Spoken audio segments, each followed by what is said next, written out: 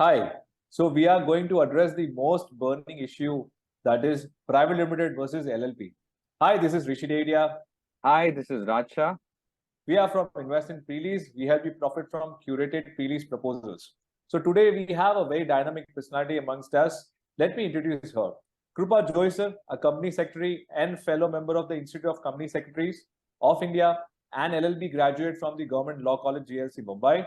She is passionate about corporate laws and has worked with a reputed practicing CS firm and got hands-on experience with leading with one of the India's largest corporate sectors, that is construction industry, handling corporate restructuring, legal due diligence, drafting agreements, rendering opinion on diverse issues under Companies Act, FEMA, NBFC, and has represented her clients before NCLT, SEBI, RBI for more than 9 years now. She has a passion and commitment towards her work and thus empowering her firm and all the stakeholders. We welcome Krupa. Thank you for being here. Thank you, Raj and Rishi, for such a wonderful introduction. So we'll begin with our first question. It's all going to be in and around LLP versus private limited.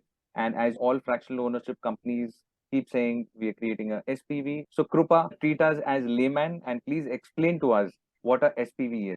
Sure, Raj. So before reading this question, I would try to give me certain disclaimers. Viewers, please consider this video for educational and for awareness purpose only. So before investing or taking any decision, please consult your profession, maybe lawyer or a CS, and take a professional guidance and then only jump into investment decisions. So Raj, answering your question, SPV. So as the name suggests, it's a special purpose vehicle.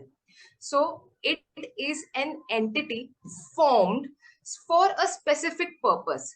For example, any builder or a real estate tycoon will incorporate any entity, could be a LLP or a private limited, for accomplishing or completing is one of his project. So it's formed only for a specific purpose. That is a special purpose vehicle. So in that purpose, let's say, since we are talking in context of fractional real estate ownership, so if they're creating a SPV for the purpose of owning the real estate, is there any, so owning the real estate and managing it, is there any other activity permitted in that? And if, and how does an investor come to know that, yes, this is the special purpose and nothing beyond this will be carried out? Sure. So for any entity, could be a private limited company or a LLC. So now I'll come to private limited company. When a company is incorporated, so it has to abide by a memorandum of association. So in memorandum of association, there is a specific clause named as object clause, where it is specifically mentioned that what the company will do or is allowed to do. So by reading the memorandum, an investor or any person from general public can understand that why this company is formed and what this company will do. Similarly, for a LLP, it is more regulated via a LLP agreement. So in LLP agreement, specifically main objects are mentioned. So again, while by going through the LLP agreement, a person can come to know why this LLP has been formed. Okay. So I think you've already answered. Our next question was going to be, what are the different structures possible? You've already said private limited and a LLP. Are there any other formats possible? Yes, partnership form is also one of the entity which is possible. But in modern times, everyone wants to restrict their liability. So private limited company and LLP comes to your rescue. In private limited company, you limit the directors and also the shareholders that limit their liability. And for LLP, the partners limit their liability. So generally, in modern times, these are the two famous or most preferred type of entities apart from partnership form. So, Krupa, we want to also understand that when you said these are the two preferred SPVs which people are going ahead with, so why is that? Apart from the liability part, what is the essence? Why would people go ahead with this? Okay, so apart from liability, one of the major aspects both of these entities have is governance and transparency. So a private limited company generally have to file a lot of information with registrar of companies, which is always available in public domain. So it is more preferred because it has a lot of transparency. Any layman or any general public can just go to on the website of Registrar of Companies, that is MCA, Ministry of Corporate Affairs, and can download all the details of related to a private limited company. Similarly, it's with the LLP also. So even for LLP, the LLPs are required to file various documents and their financial statements with the Registrar of Companies, which are freely available. So any person again can log into MCA website and can download it, and then they can understand how safe these private limited or LLP companies are. Yes, so it involves a lot of transparency and governance also. So, Krupa, what are the features of private limited SPV when we're talking of a special purpose? Okay. See, for a private limited company, I'll use very generic and layman terms so that you understand. For a private limited company, you have two different set of people. Okay. There is one is director and other is shareholders. Okay. So what directors? Directors are appointed by shareholders to manage and run the show. And shareholders are the ultimate owners of the company. So directors are one who have to be responsible and answerable to the shareholders. So they have, while managing and running the show, they have to make sure that the interest of the shareholders is protected and preserved. So this is the major feature of a private limited company. So then what is the feature of an LLP, that is a Limited Liability Partnership SPV? So see, as the name suggests, limited liability partnership. Okay, so it's an entity which is a combination of a private limited company and a partnership firm. So here there is no distinction as such between the directors and the shareholders, but as you know that in partnership firm there are partners, okay, who work for the partnership firm to attain certain objective. So similarly, in LLP also there are partners who come together to make this LLP successful. So there are no different set of people as such, because all are partners. They could be sharing profits or losses in the specified ratio which is given in their LLP agreement, but they all come together to make this LLP successful. So this is the main feature. So like you mentioned, for a private limited, there are directors. Similarly, for LLP, is there any designation? Yes. So in LLP also there are two kinds of partners. One is designated partners and others are partners. Okay. So in your LLP agreement, very well it is defined that what kind of activities your designated partner will do and what activities a partner will do. But when it comes to the roles and responsibilities and liabilities, it's not different. It's same. Because you are considered as a partner, because you are working together to accomplish the objective. However, the LLP agreement can be more specific in defining their roles and responsibilities. Do designated partners have more responsibilities or more authority vis-a-vis the director of a private limited company? So see, for a private limited company, the directors run the show. Similarly, in LLP, the designated partners run the show. Okay, so they both are responsible for a private limited company. The directors are responsible for the shareholders and running the show and to comply with the various laws and to make sure they make the right decision so that there are consistent profits, consistent turnover, and also even for LLP the same thing. But generally what happens, designated partners are the partners whose names are visible on the ROC website.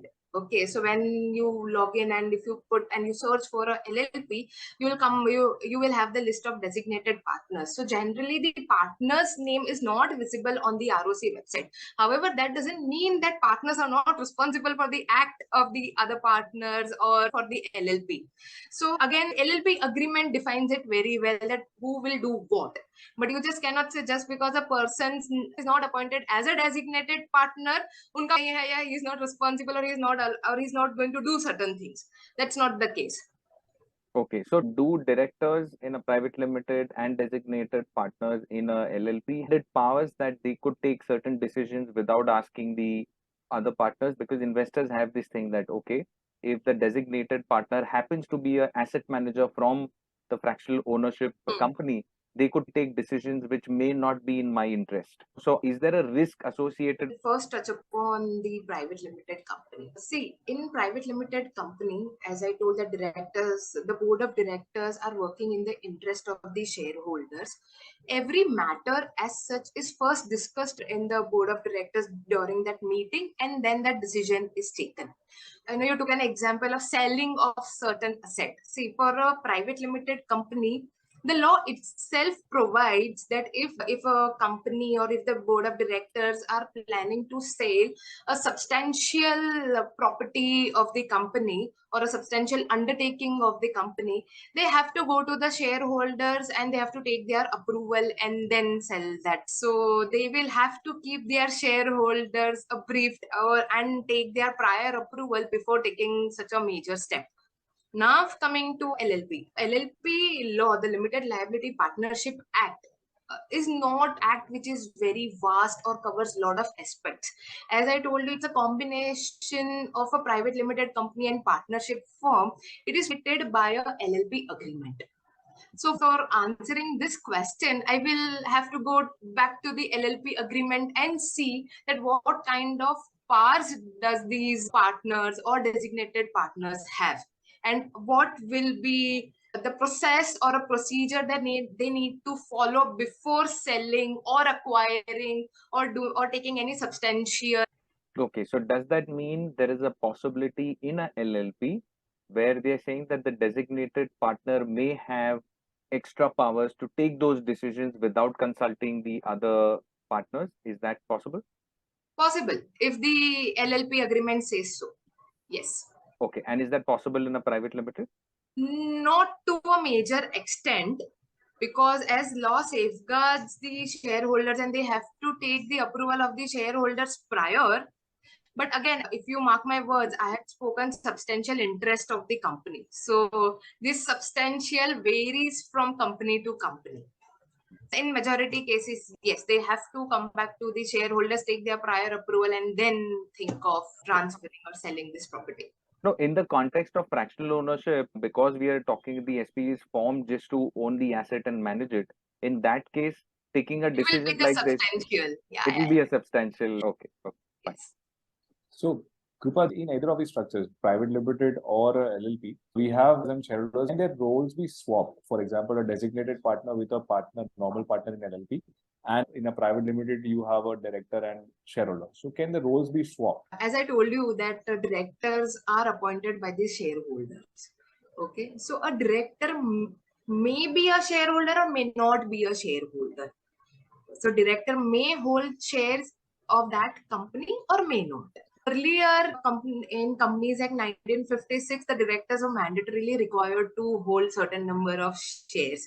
But now in Companies Act 2013, there is no such requirement. But now answering specifically, yes. So your director, there could be the same person could also be a shareholder and a director, or he could be independent and only be the director on the board of the company. And so now coming to your LLP, designated partners and partners, as I told you, these are like partners coming together. Okay, and if there are 20 partners or maybe 15 partners, it may not be convenient to make all these partners as the designated partners. So you pick and choose that these 5 will be my designated partners and other will be partners. But yes, very well, you can change their designation, and tomorrow Mr. A, who was designated partner, you can designate him as only partner, and Mr. B, who was only a partner, can be designated as a designated partner. Yes, possible. You will just have to amend your LLP agreement. So now that's the one more element that you have brought in, that is the independent director or an independent designated partner. So can this be brought from outside, for example, to run the show in either a private limited or an LLP? From the technical point of view or from the mandatory point of view, a private limited company may not be mandated to have an independent director on board.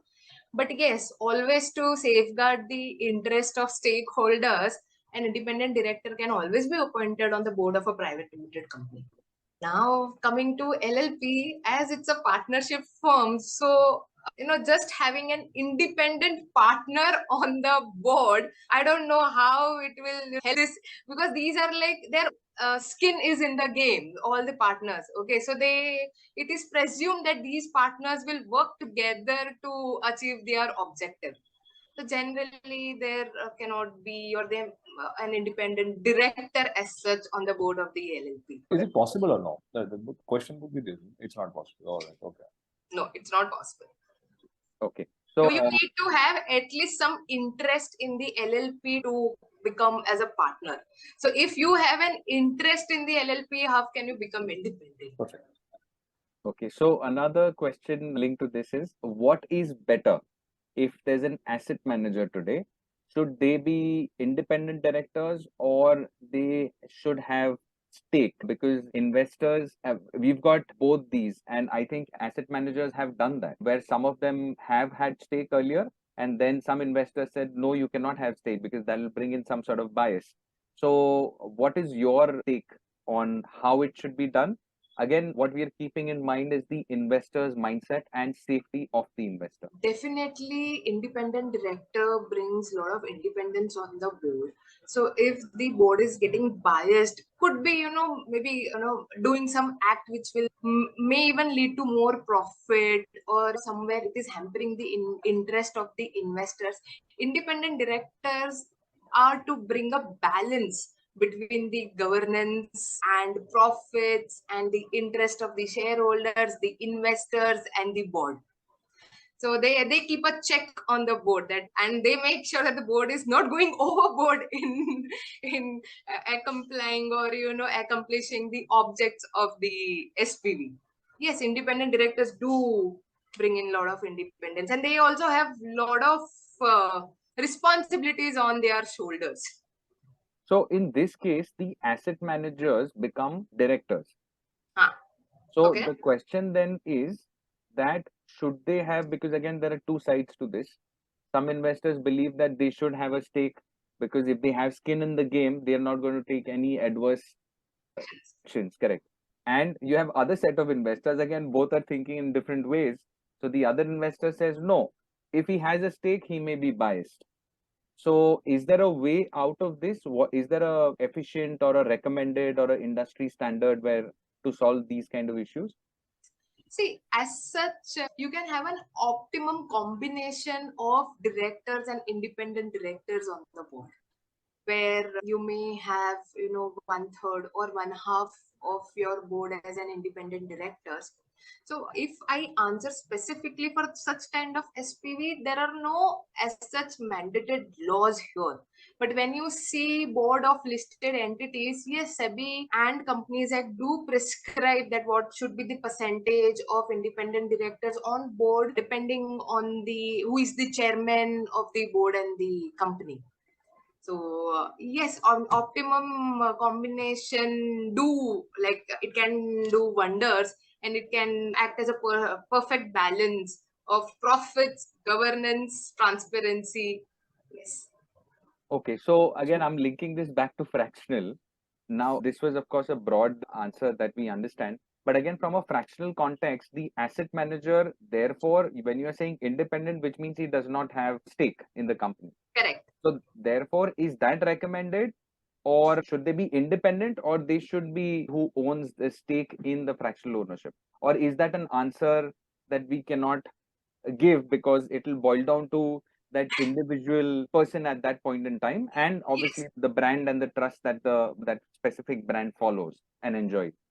So I would restrict my answer here that whether you should have independent directors or not, okay, because this is very specific. And so it is very personal thing for any investor, whether they want their asset manager to have their skin in game or not, or whether they want to safeguard and they think that the independent directors will bring a lot of transparency.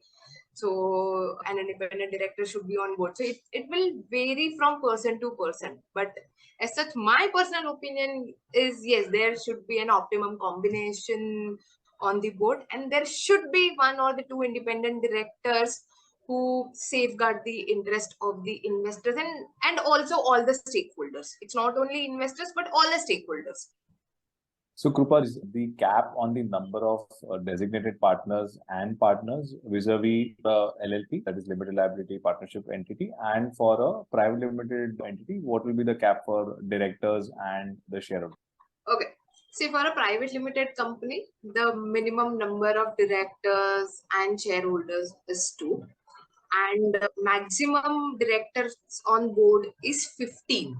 However, this cap can be increased by taking shareholders approval, but as such 15 directors and 200 shareholders, or else then you will be categorized as a public limited company and not as a private limited company. So private limited company has maximum 200 shareholders. With respect to LLP, again, as it's a partnership, minimum 2 partners. But yes, LLP Act is silent with respect to maximum partners. So it can be unlimited. And the designated partners that can Again, be unlimited. So, okay.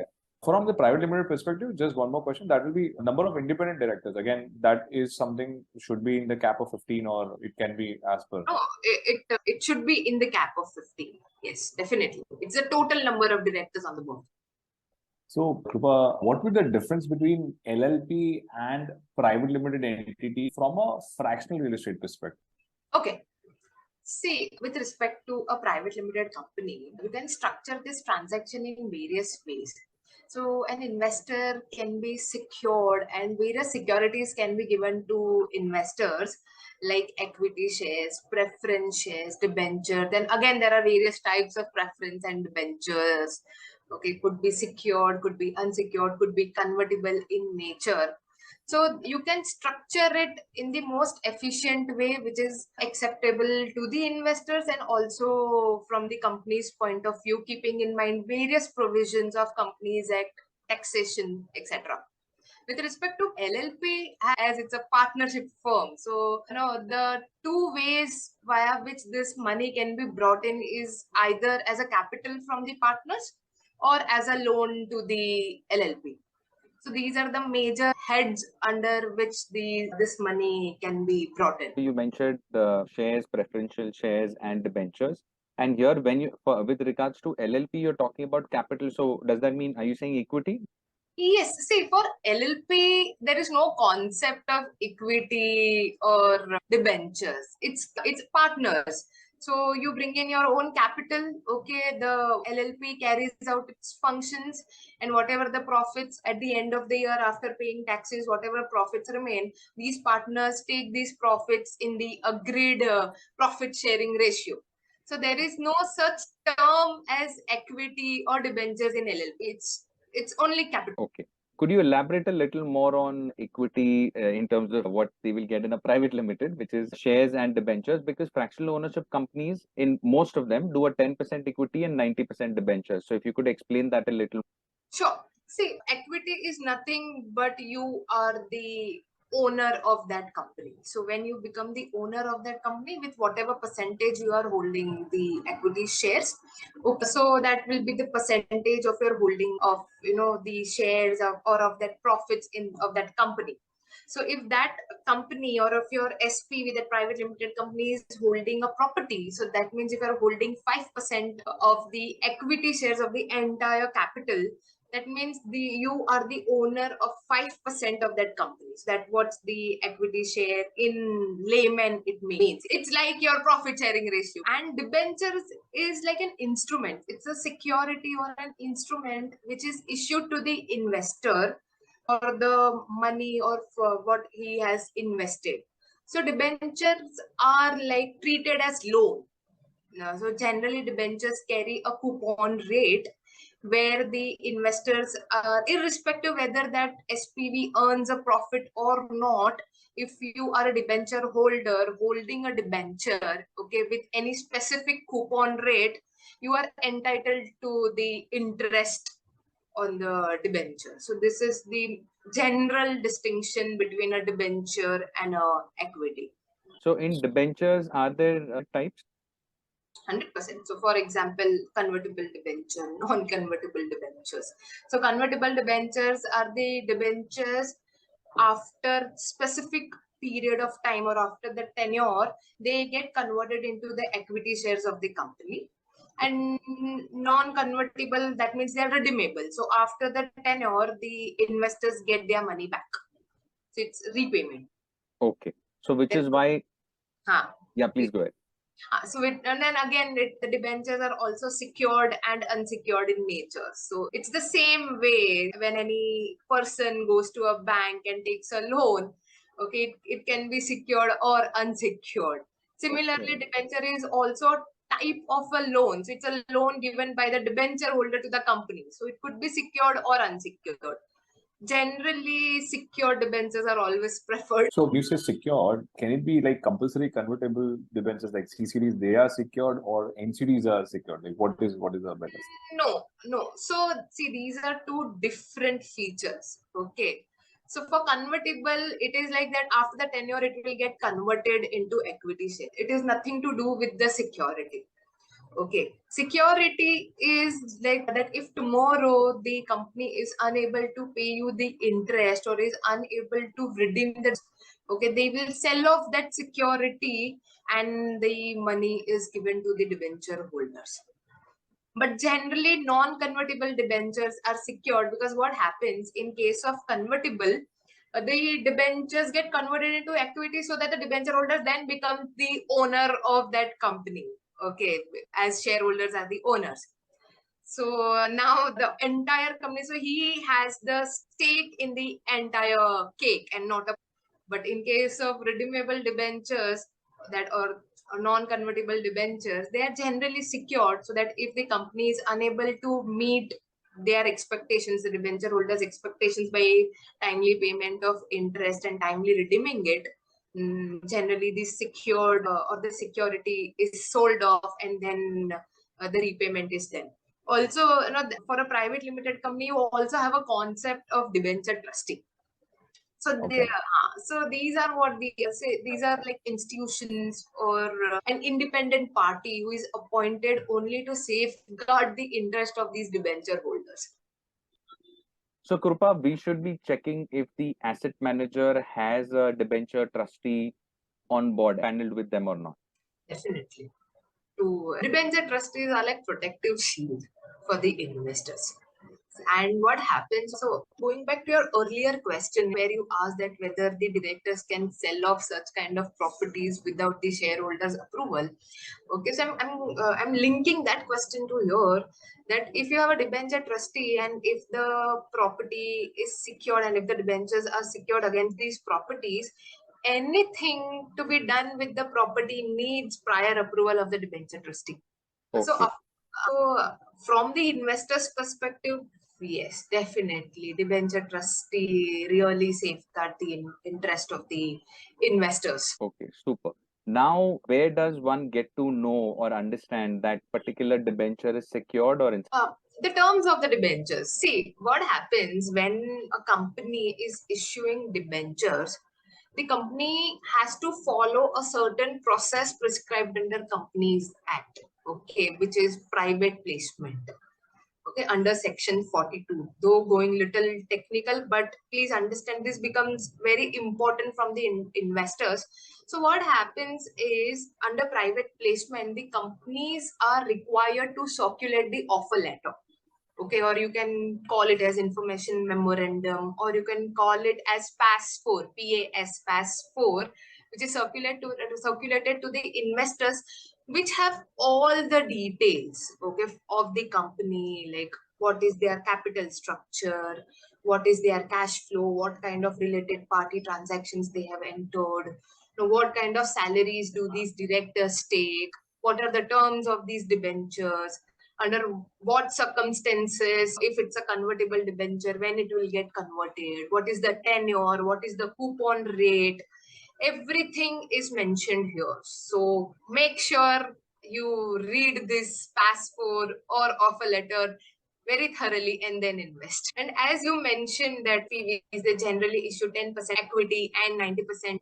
So here, in most of the cases or in ideal cases, there should be a shareholders agreement, okay, where everything will be mentioned, what kind of, when this will money come, what will be the use of this money, when these investors will be given an exit, what are their rights, what are their duties, what are the duties of these directors towards these investors. Everything is mentioned in this shareholders agreement. So it's very important that an investor thoroughly reads these kinds of documents, this transaction related documents, and I am sure you will be in a better position to assess whether that deal is a right deal for you or not. Okay. So, is my understanding correct that SHA or the shareholding agreement is the most critical document for an investor? Okay, super. So also, when you say it's the most important document, technically, how, as a layman, would a person just understand this document, or how does this go? So yes, so a layman, yes, can understand this document provided he or she is and they are LLB course and is in the agreement. So it's always better, because what happens is English is such a beautiful language where even a punctuation makes a lot of difference. So a person, to understand the document along with experience, interpretation also is an important skill. So Bang on. Yeah. A lot of agreements can vary in terms of their interpretation, how they can be enforced. Brilliant. I think so. Super. Basically, it means that take professional help. So it seems to be, like you said, the most critical document. So can LLPs also do debentures and do a SHA? no. So as I mentioned, LLP is like a partnership firm. They cannot. There is not any kind of securities that can be given to investors. So investors can bring in, and the LLP can show in its book either this money as a capital or as a loan.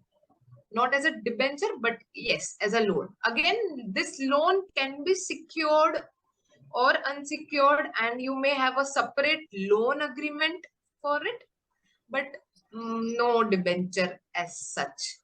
And so again, so if there is no debenture, again, no debenture trustee. Okay. So if somebody is contributing capital, again, that's risky, right? Because there's no safety guard there, like a safety shield, like you mentioned.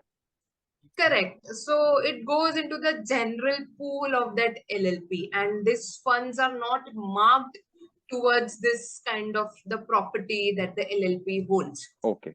So these and private limiteds both will have certain compliances that they have to follow. Which one is safer? So if you could please explain what are the compliances that they have to go through, and which one is safer, which has more, or rather, let's say, which one is more transparent, has more checks and balances from an investor's perspective. So see, safe is not a right word, honestly, Raj, here. But yes, when it comes to transparency, private limited is much more transparent. On various occasions, a private limited company is required to file certain return to ROC or has to go to the shareholders for the approval. And it's a settled law. So there are a lot of independent parties, as we spoke. It could be your independent directors, could be debenture trustees. They play a very vital role, which is generally missing in LLP.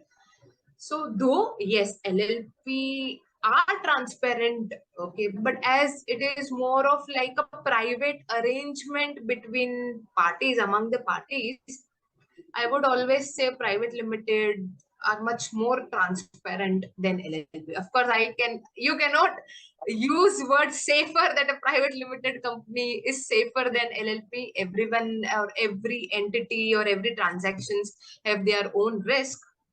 But yes, transparency is much more in a private company. Okay, so now if in case there is any kind of litigation, then what is the precedence?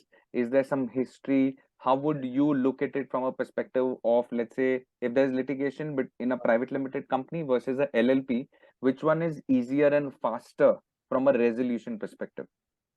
See, litigation in India takes time. So, so for a private or a LLP, as humans are involved, okay, so you will have to see with respect to LLP, you will have to go and see your LLP agreement that during the time of litigation, what are the remedies available to the partners, whether the partners will go for arbitration or whether they will go to court. So we have to rely on the LLP agreement. Okay.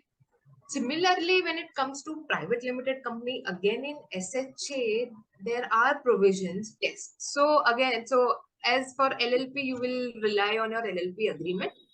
Again, for private limited company, of course, these investors have to look into the SHA. What remedies do these investors have in the shareholders agreement? Apart from that, there are also certain remedies given under Companies Act to the shareholders or to the directors.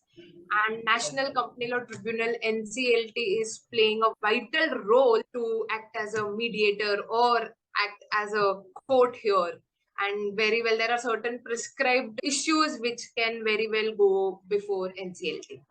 So you mentioned arbitration. So does that mean that an arbitration clause is recommended in either of, in whatever the structure, an Yes. arbitration clause should be there? Yes, should be there. Okay. So, Krupa, just to understand a litigation perspective, right, you rightly mentioned that it will vary again to the shareholders agreement or to the mention, I mean, in terms of limited liability, how it has been defined for every partner in terms of remedies that are available. Again, from protecting the investors' right, that's our major concern right now. So in that situation, because when you look at these fractional real estate platforms, all the investors are from a different varied backgrounds. For LLP, I mean, they are also going to come together. For a private limited entity, also they're going to come from a different background, different locations and all.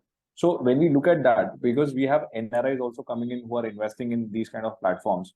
So from the governance and all this perspective, litigation perspective, tomorrow something going wrong. So idea is only thinking from those exit perspective.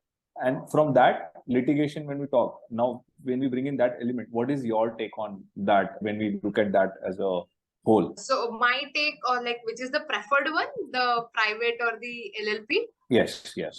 Definitely private. Definitely private. Yes. Why would you say that? So even if sometimes your SHA is silent, they may not be that well drafted, okay, to safeguard these investors who safeguard them. So the Companies Act 2000 has a lot of remedies to these debenture holders or to the shareholders where they think or where there are instances where they are deprived of their rights. So they can very well knock the doors of NCLT and they can ask for justice. So definitely a private limited. That was amazing insight. But now it brings down to when we talk about NRIs coming on our platform and investing. One question which always comes to everyone's mind is from the FEMA, that is Foreign Exchange Management Act. When we look at that as a not a hurdle, but something that is protecting investors, right? So which is better in terms of structuring when we talk of LLP or a private limited, which is better? Okay, so better cannot be used here because FEMA is applicable to a private limited company and also to a LLP. Obviously, like these kinds of deal, they need to consider the FEMA provisions and then structure such kind of transaction. So yes, FEMA are applicable, but it's a vast topic. If I touch base, it will be like a lot of complexities. And so we have to be very specific when we are structuring such kind of transaction that what part of FEMA is applicable. We have to answer to questions like whether the money is repatriable, whether it's coming as an FDI or whether it's a borrowing. So whether my ECB guidelines will get applicable. So we have to see that exactly what kind of transaction is and which part of FEMA will be applicable. But yes, but answering to your question, FEMA is applicable to both private company and also to LLP. So with this, we bring you to the final question of the day. That is, Krupa, your final thoughts on SPV, private limited, and an LLP for fractional real estate. Okay, so for fractional real estate, okay, so my final advice would be like it's not a thought because the investors need to keep their eyes, ears, and mind open. Okay, there are many securities that can be given. All kind of securities have their own pros and cons, own kind of taxation involved. Okay, so read your documents very carefully, understand your liability, understand your rights, and understand where you are secured. Okay, whether you have any security, whether there are any third party involved, whether that sector is regulated. There are a lot of questions that you need to ask and then take a decision. With that, viewers, I hope you've enjoyed the content. We really sincerely hope that you found it useful. So please like our videos, please share our videos, comment on what you like, and if there are any questions that we may have missed out, then please let us know in the comment. We will reach out to Krupa again for those answers. And as we always say, continue to invest with, because we take care of you in whatever ways we can, whether it's understanding the commercials of the property and doing an analysis, or even bringing this kind of understanding for all our investors. And finally, big thank you to Krupa, our subject matter expert. You've so beautifully and candidly explained everything, so and layman like can understand these issues as well. So a big thank you, and we hope that we can trouble you again very soon for another video. Sure. Always happy to help. Thank you, Rishi and Raj, for giving me this opportunity. No, the pleasure is ours. Thank you.